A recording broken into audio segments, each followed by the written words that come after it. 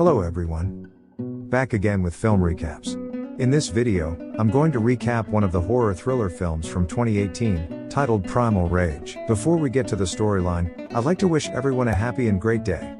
Without further ado, let's get straight to the storyline. The movie opens with a beautiful woman named Ashley arriving outside a prison. She is here to pick up her husband, Maxwell, who has just been exonerated. Once he gets inside the vehicle, the two start their long journey back home. Ashley appears to be mad at him for his past actions, but Maxwell eventually wins her over with his charm and quirky jokes. This arouses Ashley, and she ends up having intercourse with him in the backseat. Later, they pull over at a gas station, and Maxwell goes inside the store to get some food. There, we see the local sheriff with a missing persons poster, but the shop owner claims that it is the doing of the mythical Bigfoot. The sheriff obviously doesn't believe in this, and there are several other posters on the wall, indicating that a lot of people have gone missing in the recent months. When Maxwell comes out of the store, a bunch of locals greet him with hostility. They call him a convict, and make derogatory gestures at him. Nonetheless, Maxwell doesn't react and he simply gets into the car. The couple then resumes their journey, and they soon arrive in the middle of a dense forest. To cool himself off, Maxwell whips out a can of beer. But as the couple is arguing over him starting to drink again, the car suddenly hits someone. They nervously go outside to check, only to find a mutilated and bloodied man. Maxwell feels sorry for the guy, but he believes their car didn't do all this. Meanwhile, we learn that someone is keeping an eye on the couple. Ashley decides to inform the cops about the situation, but Maxwell tries to stop her, claiming they might get into trouble. Despite this, she calls the nearest police station, and urges them to come right away. At this moment, Maxwell spots something creepy in the woods, but then someone starts throwing stones at him. As he tries to peek, he is hit in the face by a large rock, sending him tumbling down a slope, and he eventually falls into the nearby river. Ashley quickly goes after her husband and spots him lifeless in the water. This prompts her to jump into the dangerous river. She manages to grab him, but the job is only half done as the currents are too strong. Nonetheless, Ashley somehow manages to navigate through the waves, until she reaches the shore with her husband. She then frantically performs CPR on him, bringing him back to life. Maxwell is disoriented by the knock, and he doesn't know how he ended up here. Back on the road, we catch a glimpse of the perpetrator, which is a gigantic hairy being. He single-handedly pushes the couple's stranded vehicle down the slope, and drags the mutilated corpse away. At the police station, the local sheriff talks to his deputy about the recent missing cases, and mentions the Bigfoot stories he's been hearing from people. The deputy, who turns out to be a Native American, claims that the stories might be true, and in their community, they have named the beast as Oma. However, the sheriff doesn't believe in supernatural stuff. He is then informed about the distress call received from the woods earlier, so he goes to the location to investigate. Back at the river shore, Maxwell's condition has still not improved. But fortunately, Ashley finds a lighter in his pocket, and uses it to light a small fire. She then removes her clothes and sticks to her husband, after which his condition finally begins to improve. Up on the road, the sheriff arrives and begins his investigation. He finds no one around, but when he looks down the slope, he spots the overturned car. After concluding his search, the sheriff calls his deputy and requests for urgent backup. The scene then cuts to the night, where the sheriff learns that the damaged car's driver is Ashley, and that her husband is a convict. Down at the riverside, the couple decides to spend the night here, and they'll look for help in the morning. When the sun rises, Maxwell has completely recovered from his injuries, but Ashley finds that her clothes, which were just lying on the ground, have gone missing. Maxwell doesn't remember taking it, and he simply gives her his tank top to cover her body. Before they begin their journey, Ashley goes to take a leak, while the Bigfoot lurks right behind her, watching her pervertedly. He then scoops up the mud containing her urine and smells it. Following this, the couple decides to follow the river until they reach the road. But it's not going to be an easy job at all, because the terrain is very harsh. Later, we see them deep in the forest. Wherever they go, the Bigfoot is keeping an eye on them from a distance, and we even get to see his face. After a bit of wandering around, the couple hears some men chattering nearby. Ashley immediately recognizes them as the same troublemakers from the gas station. Turns out they've come here on a hunting expedition. Maxwell knows that they're bad people, but he has no choice but to approach them for help. At the police station, the sheriff finds the whole situation weird as the couple crashed their car in the middle of the woods and just vanished. But the deputy believes that it's Bigfoot who's responsible for their disappearance. The sheriff calls it bullshit, but the deputy urges him to pay a visit to the Whispering Woman, as the forest is her turf. She might have some information about the missing people. The deputy also claims that she is immortal, and has been living in the forest since ages. Back in the forest, Maxwell decides to talk to the hunters alone, while Ashley stays hidden behind a fallen tree. Here the troublemakers immediately start making fun of him. When Maxwell asks if he can use their phone, all of them begin making excuses. The group's leader, BD, claims no cell phones work in this area because of poor signal. At this point, Maxwell is fed up by their behavior and he simply asks them for directions. Ashley is observing quietly from a distance. But then suddenly, we can get him there in about an hour. Ashley doesn't notice the Bigfoot, but she certainly felt someone's presence, so she immediately runs to her husband. Seeing her partially undressed and vulnerable, the rowdy men begin catcalling her. Their leader, BD, then announces that they will be heading back to their truck, which is a few hours walk away from here. He even provides Ashley with a jacket to keep her warm.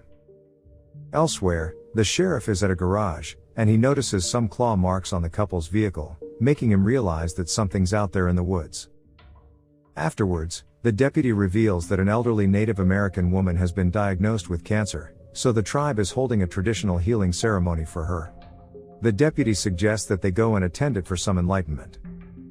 Meanwhile, the couple and the hunters are still walking through the deep forest. Bigfoot is closely observing them from the sidelines, while BD and his boys continue tormenting and making fun of Maxwell's convict status.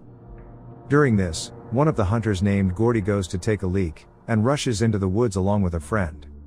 BD then orders another guy to accompany them. Inside the woods, Gordy proceeds to take a leak while his friend keeps watch. But then all of a sudden, a whooshing sound is heard, and when Gordy goes to check his friend, he shockingly finds an arrow penetrating his neck, leading to his demise. However, before Gordy can react, Bigfoot fires another arrow at him.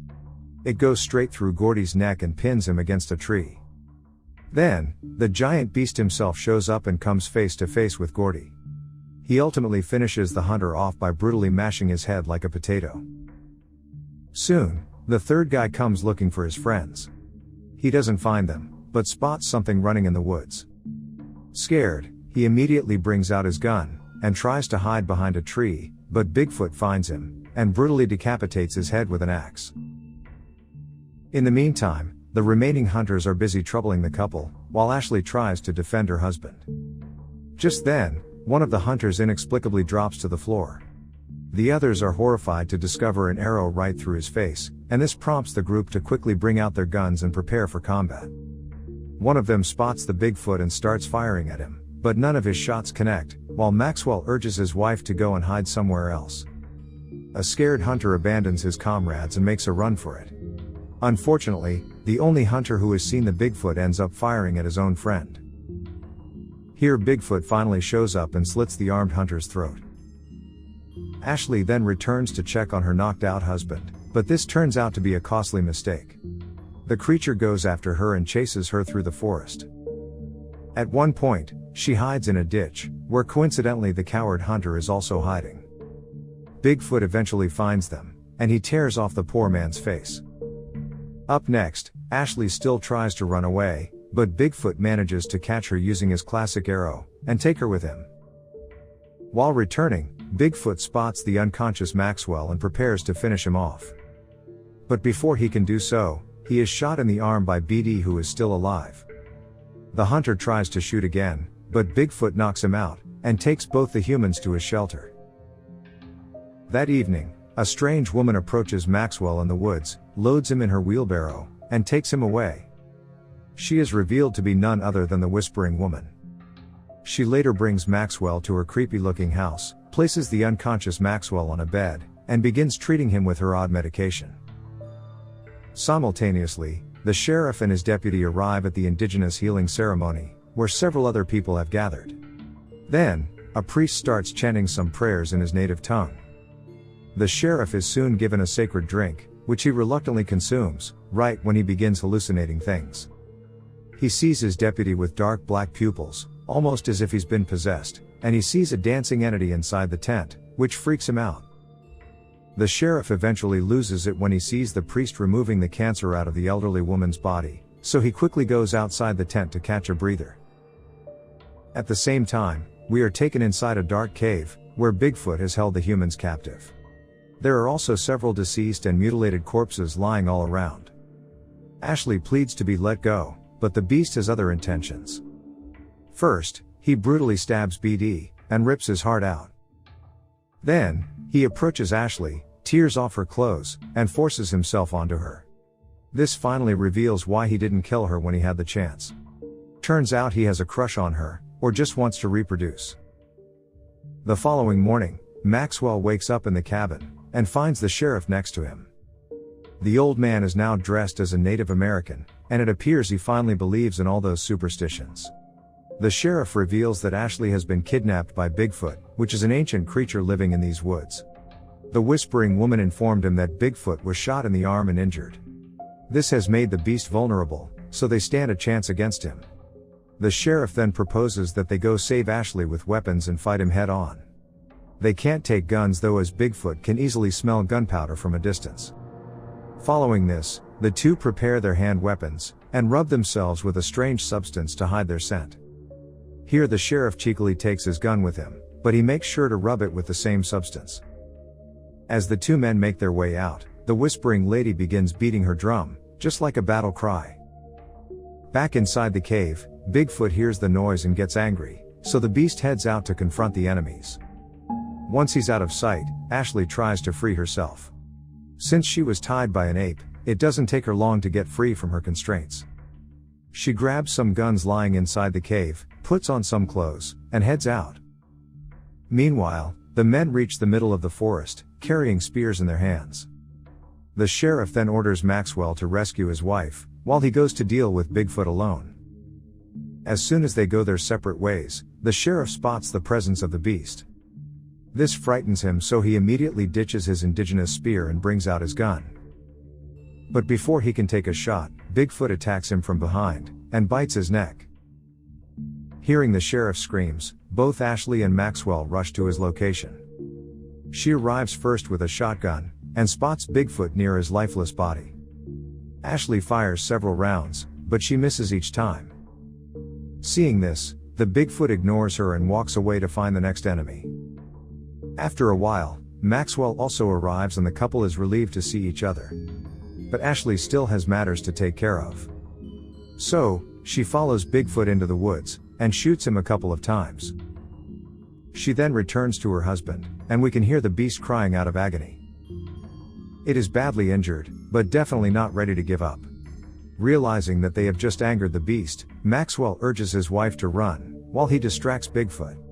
She vehemently refuses to leave him behind, but he reminds her that one of them has to take care of their son. At the same time, Bigfoot starts approaching them from a distance, so Ashley reluctantly runs away. Now, it is Maxwell against the beast, one-on-one. Using the sheriff's pistol, he shoots Bigfoot several times in the chest. When he runs out of bullets, he swings an axe towards him, but misses. Scared, he makes a run for it, but accidentally gets his foot stuck in a bear trap. This leaves him in a helpless position, and he also fails to reach out for his spear. Soon, Bigfoot approaches Maxwell, and begins toying with him. He pulls the chain connected to the bear trap, causing Maxwell excruciating pain. But this also breaks the trap, allowing him to get free, and our hero manages to grab the spear. Unaware of this, Bigfoot goes near him to finally finish him off, but Maxwell takes this opportunity to spring a surprise attack. He stabs the beast several times in the chest, making him fall to the ground. Then, He grabs a large rock and repeatedly bashes his head, ultimately killing him. At the same time, Ashley keeps running until she reaches the road. It appears that the couple finally has a happy ending. However, when Maxwell is resting on a tree, he is suddenly pierced by some arrows. Before the film ends, we spot 3 massive Bigfoots coming towards Maxwell, which means there is more than one Bigfoot in the area, and their reign of terror has just begun.